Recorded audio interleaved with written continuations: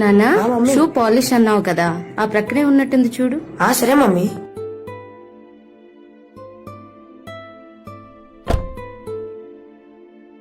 Uncle మేము function వెళ్తున్నాం, కొంచెం నా షూ పాలిష్ చేస్తారా? చేస్తా బాబు, 5 నిమిషాల్లో చేసిస్తా, తీసుకురండి. అవును, మా కంపెనీ తరపునే కదా టెండర్ వేసింది. మమ్మీ చేస్తారంట, డబ్బులు ఇవ్వాలరా? నానా నేను ఫోన్ మాట్లాడిస్తాను, ఈలోగా నువ్వు ఆ షూ పని చూడు. హలో మిస్టర్ రావు, ఆ డీల్ క్యాన్సిల్ అయితే నాకు 2 కోట్లు లాస్ అవుతుంది. చెప్పేది మీకు అర్థమవుతుందా? ఇదిగో బాబు, అయిపోయింది. వావ్ అంకుల్, చాలా బాగా చేశారు. మా ఇంట్లో ఎంతో మంది సర్వెంట్స్ ఉన్నారు కానీ ఎవరు ఇంత బాగా చేయరు. అయ్యో, ఎంత అంకుల్? 20 రూపాయలు బాబు. ఓకే, మమ్మీని పిలుస్తాను, ఉండండి. మమ్మీ డబ్బులు ఇవ్వాలరా?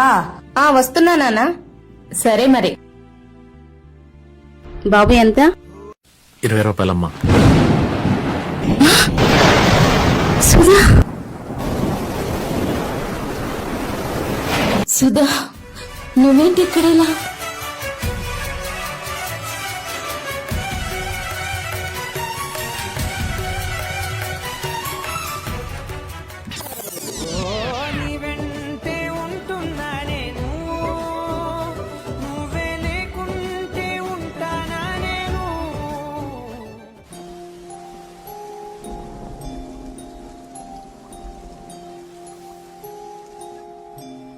నాన్న నువ్వు వెళ్ళి కారులో కూర్చో, నేను వస్తాను. సరే మమ్మీ.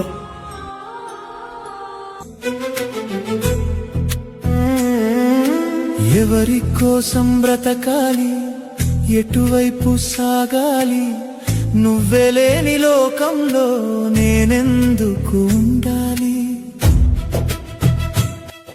ఈ మందు సీసాలో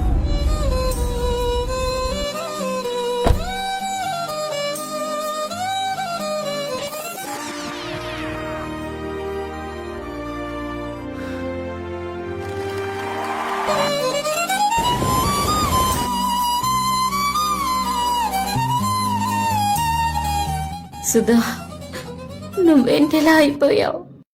కాలేజ్ టాపర్వి, గోల్డ్ మెడల్స్ ఎన్నో వచ్చాయి, ఎంతో పెద్ద పొజిషన్ లో ఉన్నావు అనుకున్నాను. నిన్ని పరిస్థితుల్లో అసలు చూస్తాననుకోలేదు. కాలం పావని, నువ్వు వెళ్ళిపోయిన తర్వాత నాన్నకి పెద్ద యాక్సిడెంట్, ఆస్తులన్నీ హాస్పిటల్కి అయిపోయినాయి. అయినా నాన్న మాకు దక్కలేదు. ఆ దిగులతోటే అమ్మ కూడా అదే టైంలో చనిపోయింది పావని. ఒకేసారి ఒంటరి వాడిని అయిపోయా. మళ్ళీ నేను ఏ జాబ్ కోసం ఇక ట్రై చేయలేదు. ఏదేమైనా బ్రతకాలి కదా. ఇదే నాన్న చేసిన పనే నాకు అన్నం పెడుతుంది పావని.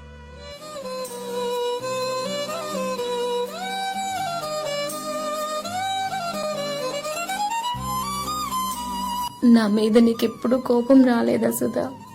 నా వల్లే కదా నీ జీవితం ఎలా అయిపోయింది. మా నాన్న చేతిలో విషం పట్టుకొని నేను కావాలా ఆయన కావాలా తేల్చుకోమ్మా అని అడిగితే నిన్ను వదిలి వెళ్ళిపోక తప్పలేదు సుధా. నువ్వు తప్పేం చేయలేదు పావని. నువ్వు కుటుంబం కోసం త్యాగం చేశావు, మంచి పనే చేసావు కదా. నేనే ఇవన్నీ తట్టుకుని నిలబడలేకపోయా.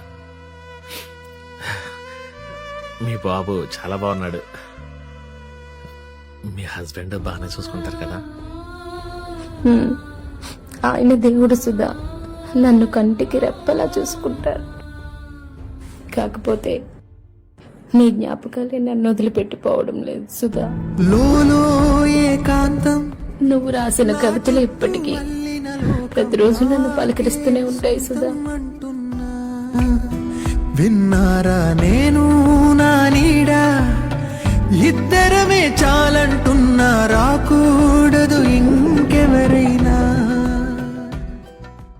సుధా నువ్వేమనుకోకపోతే నా అకౌంట్లో 50 లక్షలు ఉన్నాయి, ఇది తీసుకొని ఏదైనా ఒక చిన్న బిజినెస్ స్టార్ట్ చేయి సుధా. ఇవన్నీ ఏమొద్దు పావని. మళ్ళీ ఇన్ని సంవత్సరాల తర్వాత నిన్ను చూసా. ఇప్పటికీ నీ కళ్ళల్లో అదే ప్రేమ కనిపిస్తుంది. ఈ జన్మకి ఇది చాలు పావని. ఇక నా గురించి అంటే గడుపు నింపుకోవడానికి ఏదో పనుందిగా పావని. నేను నీకేమీ ఇవ్వకూడగా నిన్నిలా వదిలేసి వెళ్ళలేకపోతున్నాను సుధా. అలా ఏం లేదు పావని.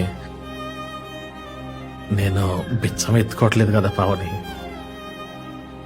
పోనీ అప్పనుకోవడానికి మళ్ళీ నేను తీర్చలేకపోతే ఎప్పటికీ సంతోషంగా ఉండలేను పావని.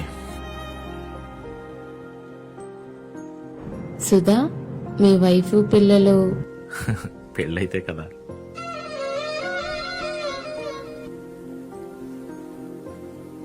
ఈ ఫోటో నీకు గుర్తుందా పావని? మనం కాలేజీలో దిగిన ఫోటో. 15 ఏళ్లుగా ఇది నా జేబులోనే ఉంటుంది పావని.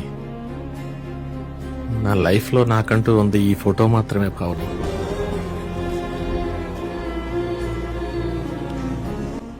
నేను నీకేం చేయగలనో కూడా తెలియట్లేదు సుధా.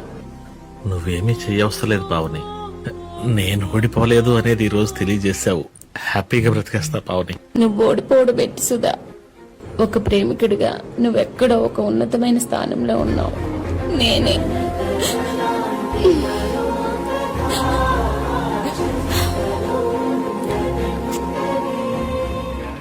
నీరు కన్నీరాయే ఊపిరే బరువాయే నిప్పు నిప్పుగా మారే నా గుండెలో. మమ్మీ నీకు ఆ అంకుల్ ముందే తెలుసా? అవునా అంకుల్ నేను కలిసి చదువుకున్నాను. అవునా, చాలా మంచి వారిలా ఉన్నారు. మనం ఏమైనా హెల్ప్ చేయొచ్చు కదా మమ్మీ.